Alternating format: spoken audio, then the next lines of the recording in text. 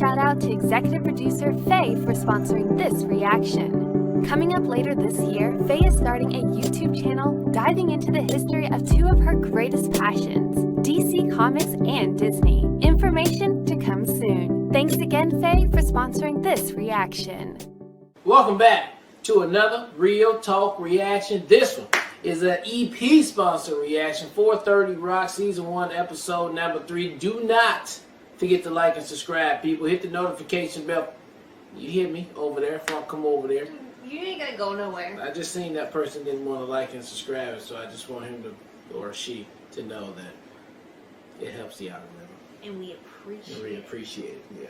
Alright, a couple comments I'm going to feature since executive producer Faye, who is sponsoring this reaction, sponsored 2 episodes last month. Oh. I did want to feature a couple comments from both. So first starting with Sir Deb, who is simply thanking Faye and saying, "You're the best." Then executive producer Faye says, "I always feel a little nervous when I suggest things, sponsor things that you guys might not like, so I always feel excited and relieved when you do. I love the writing and the characters in the show. The good thing is that unlike some of the other shows that ran, Community later on, but The Office and Parks, because this took place in the entertainment industry, they weren't afraid to hire guest actors and big stars. The Office didn't want big stars to come on and disrupt the flow of the paper company, which only used more unknown actors for the most part. Again, very relieved you liked this and looking forward to the reaction to episode 2. Okay, good to know. Gary Jerry Larry adds, "Not sure if the name has already been explained or if it even needs to be, but NBC's studio in NYC where they filmed SNL among other things is at 30 Rockefeller Plaza, 30 Rock." Yeah. I think that's great. I didn't know that. Yeah. Executive producer Kate adds, "You all hit some of the high notes in your reaction, so I think you got the idea. One of my favorite things about it is definitely the fake shows and movies they reference. Bring on MILF Island. Love this show and super excited to see more." And then just a couple of comments from episode 2. Again, special shout out to Faye for sponsoring that reaction as well. And again, executive producer Faye says, "Again, I'm really happy that you enjoyed it and I want to keep sponsoring it unless this gets voted in. This is also where Donald Glover's career really started. He was a staff writer and even makes a couple of cameos, but left in 2009 to be Troy on Community." Oh, that's cool. Okay. Yeah. So this is right after his YouTube channel. Yeah. I think the balance that they have with all the characters is really strong. There are going to be moments when each of them, especially Tracy and Jenna, are a bit too extra, but that's really the show and they can get away with it as actors portraying actors. These first 2 episodes were written by Faye herself, but the next 2 aren't. I still think the show is great though. They've got really strong behind the scenes team. Again, really relieved you enjoyed it and looking forward to the next reactions. The last of the month is like a holiday potluck for me because not only do I get to enjoy the episodes that I sponsored, but I get to enjoy the episodes and movies that other people sponsored as well. Oh, yes, you do. That's the big upside to these. And that's what it is when you become a patron of the RTR. Faye adds an edit. "I just looked up Fred Armisen, and I won't tell you any more than he delivers a very memorable performance in the show." I bet he do. Yeah, I bet he do. That dude always come through, man. Executive producer Jojo says, "Tina Fey stuck to the old adage, write what you know. If you were a head writer on SNL, then write a sitcom about head writing on SNL style show at NBC. A fun comparison is that the show is basically the Muppet Show. Liz is Kermit, Jenna and Tracy are Piggy and Fozzie, Alec Baldwin is Sam the Eagle, Pete is Scooter, Kenneth is Gonzo, etc. I hope this show gets voted into the regular lineup soon. It's been up there with a few others in the last couple." Yeah, it's doing well on the pulse test right now too.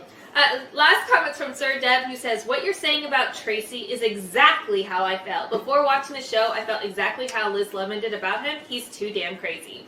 I did not expect to like him, but there's something about him, even with all the crazy, that feels sort of grounded. He's somehow down to earth while still being ridiculous.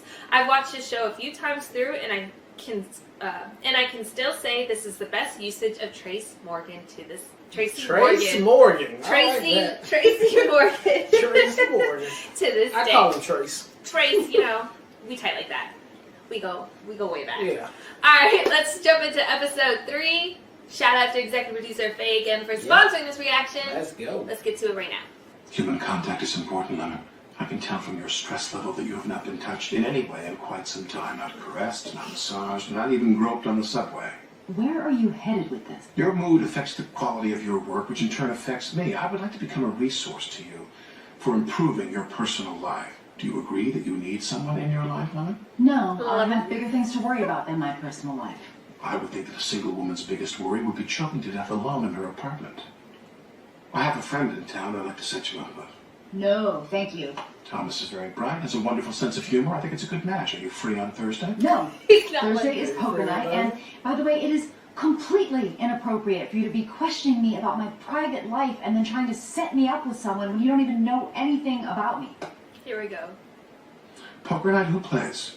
Really? That's all you got out of that? I enjoy poker, and I'd be interested in seeing my new employees under that kind of pressure. Oh, you're not going to come to our crappy poker game, are you? No, I'm not. Good. I'd love to say I'm coming. I love this idea coming.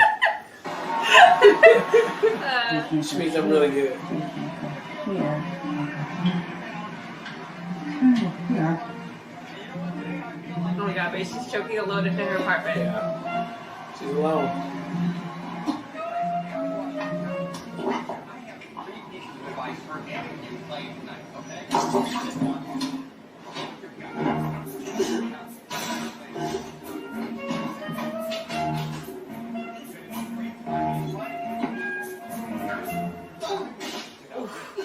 Follow a chair. Fine. I'll meet your friend. Wow. She said that. That's her. Yeah. That's her convincing. So, who is this Thomas guy? Oh, I don't know. He's one of Jack's friends. Oh my god, isn't Jack friends with Tom DeLay? Am I going on a date with Tom DeLay? Ugh, why did I say I would do this? I haven't been on a date since Dennis and I broke up almost a year ago. It's gonna be a complete disaster. It's just one game. For dinner at the cafe. Put on your daddy's. Rent money, and if I don't pay by the 10th, my mom's gonna throw me out. I'm all in. Anybody else? I'll play with you, Mr. Donaghy. Uh-oh. Oh my How god. long have you been sitting there? I'm taking Pete's place, because he's busy in the bathroom, laying in his own sick. Laying in his own sick. How long have you been sitting there? See, yeah, it's gonna be Hey, hard you to can't read his face. You can't read Every him. cat. Yeah. It's a blank slate. He's a goof goof. What do you got? I think I have what they refer to as a royal flush. Looks like I'm the big winner. Well, that guy the big winner. He got his ring back. I guess. Oh my god. Got the twin necklace. Got the Emmy.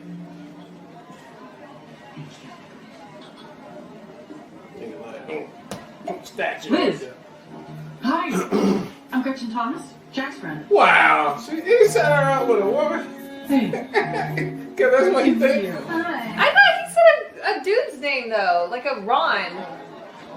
Oh, Gretchen. Why would Jack just assume that we're lesbians? I am a lesbian. Oh. That's awesome. Is this the first time somebody's made that assumption about you? Lemon, don't let these girls give you a hard time about who you are. You know, you need to brush your teeth more, young man. Yeah, man. Oh my, what an adorable little lesbian. Oh my god. I don't know.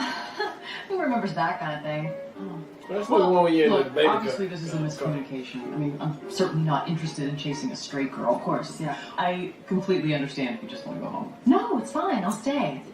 Jack is ridiculous. Oh, I work with Jack in plastics. He tends to approach everything the same way. Locate the problem, isolate the problem, set the problem up with a lesbian. That's a pretty good joke for somebody from plastics. Well, I wasn't always in plastics. I used to work in water process technologies, working mainly in primary metals. Oh, so you have a comedy background.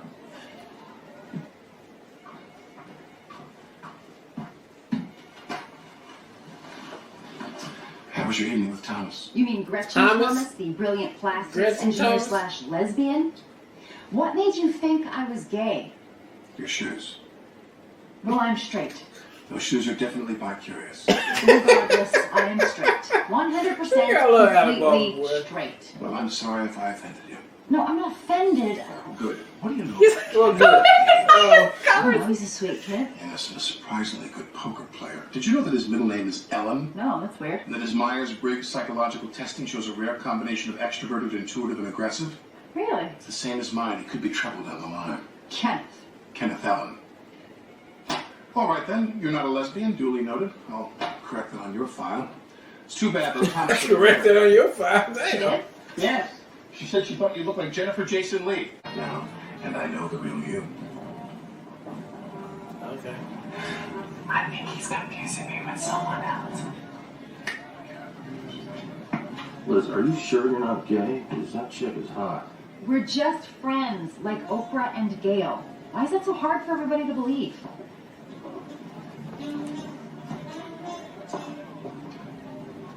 She's great. You should marry that girl. One problem, I'm not gay. Oh, Lennon. In the 10 years that I've known you, you've had some really terrible boyfriends. I have. There was a guy who was obsessed with Charlie Chaplin. Neil. There was a guy who played Halo under the name Slutbanger. Yes. There was a tall, gangly, red-haired guy who played guitar all the time. Conan.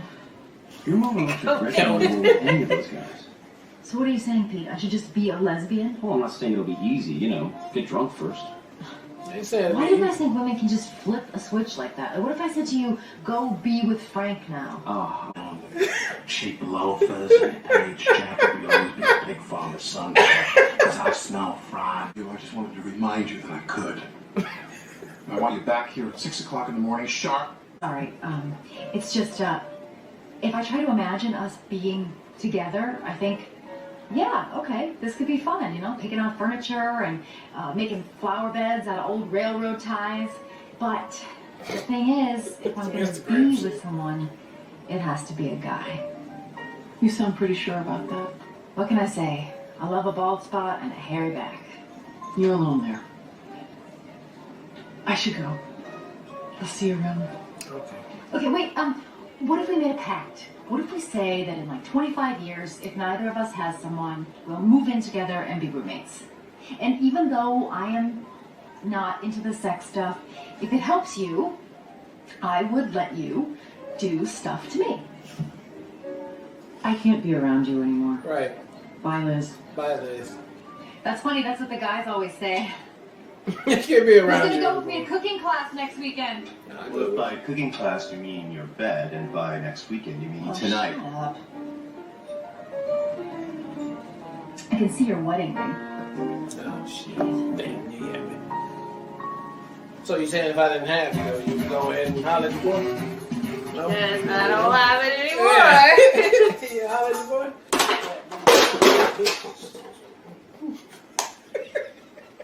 Then make it all extra. All you see on the pics. God damn son of a bitch, I just dropped all my shit.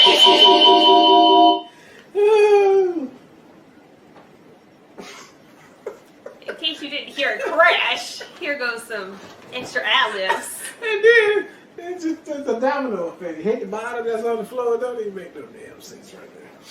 All right, you ready? All right, that was episode 3 of 30 Rock, and that was hilarious, man. Alec Baldwin was my boy, been my boy since way back. He is so good at what he does. He's a really, really, really great actor, top notch, man. And in this comedy show, you have to be a supreme actor to be able to hold that face that straight. Especially when he's dead ass serious. Dead ass serious, that straight, and deliver those lines in the most funniest way possible. It's just, it takes a different person. Really, it really does. And I thought this was a great episode to show a little bit more of him. He is super competitive, obviously, as you can see from this episode right here. So that's going to come back around later on at some point. But I thought the writing was really good. I thought it was just funny. All of it was funny. Even Liz Lemon's part with dating the girl, all that shit was funny right there. These little things. It's not even a big overarching show thing, which I like. You can just take this little small thing and you can make it the full episode. And there you go. One little topic and then boom. You got a whole show and it's funny as hell. So this show going to have a lot of gas in the tank. So I'm here for it. I appreciate the pick for it again for episode number 3. And I can't wait to see some more if we can.